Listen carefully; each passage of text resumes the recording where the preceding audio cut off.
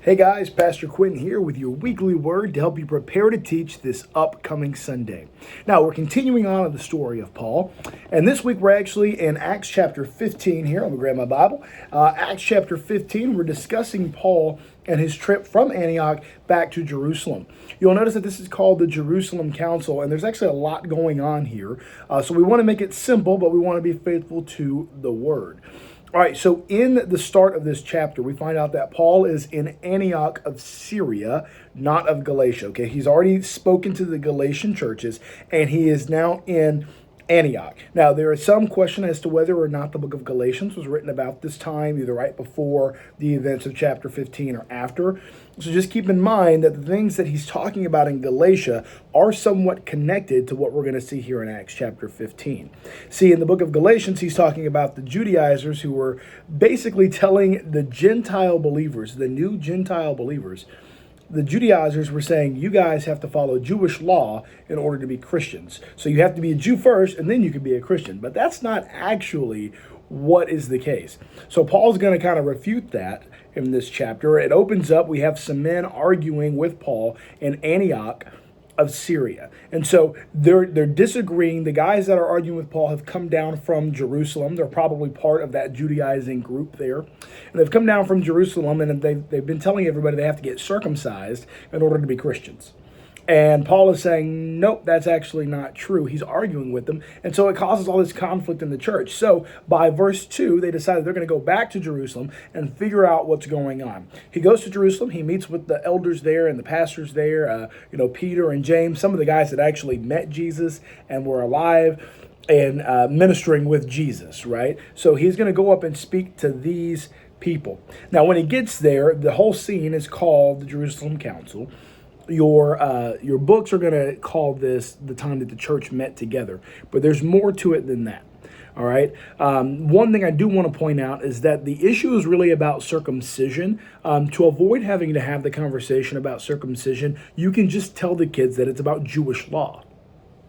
Just tell them that there were certain people who thought that new Christians had to obey Jewish law, and that Paul disagreed. So when Paul disagreed, his first instinct we're going to see is to argue with these people, and that's not the right thing to do. The next thing we're going to see is that after he argues with them, him and Barnabas actually travel to Jerusalem to speak with people who knew Jesus. So they're kind of keeping in mind the people that have experienced Jesus and were around Jesus, the people who know Jesus. That's an important application that's going to come back later.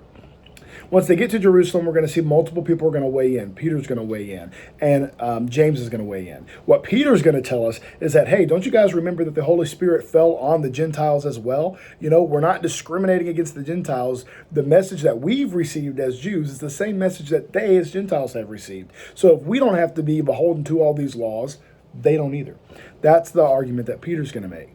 And then James is going to step up, and he's going to kind of make the argument that all of these things were kind of set forth earlier. And James is actually the one that's going to eventually say, guys, we can't really require the Gentiles to do this thing. It's not right. Okay? So keep in mind that at the end of the council, they have determined that no, Gentiles don't need to follow the old Jewish law codes. It does actually set up a couple of things for us here in verse 21. It says we should write to them to abstain from things polluted by idols, from sexual immorality, and from eating anything that has been strangled, and from blood. All right, now you probably don't want to get into the details of all those things. All we need to tell them is that no, the keeping of the old Jewish law was not required after this council of people met together. So this is kind of a hard thing historically to grasp, but what do we want to tell the kids, right? What's the application here?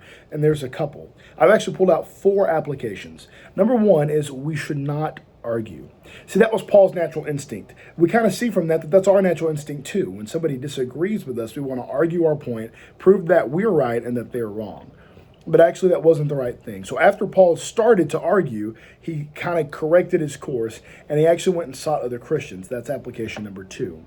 They sought other Christians, and when they convened as this council, they met all together. It says that they prayed all together and that they were in one accord. They kind of did all this stuff together. So the second thing there is they met with other Christians, and just like they did, we should too. When we have a matter of biblical truth at stake, we should ask other Christians in our life. And kids should ask other Christians. The impetus here is that they should want to ask you as their teachers. They should want to ask you when they have a biblical question, because other Christians are going to help them be able to unlock the truth that the Bible tells us, right? The third thing is to pray, right? Through prayer, we can ask for wisdom from God, and He can give it to us. He grants it to us, as James chapter 2 tells us. He's going to grant us that wisdom when we ask for it. The next side of that, and finally, is we have to remember Jesus.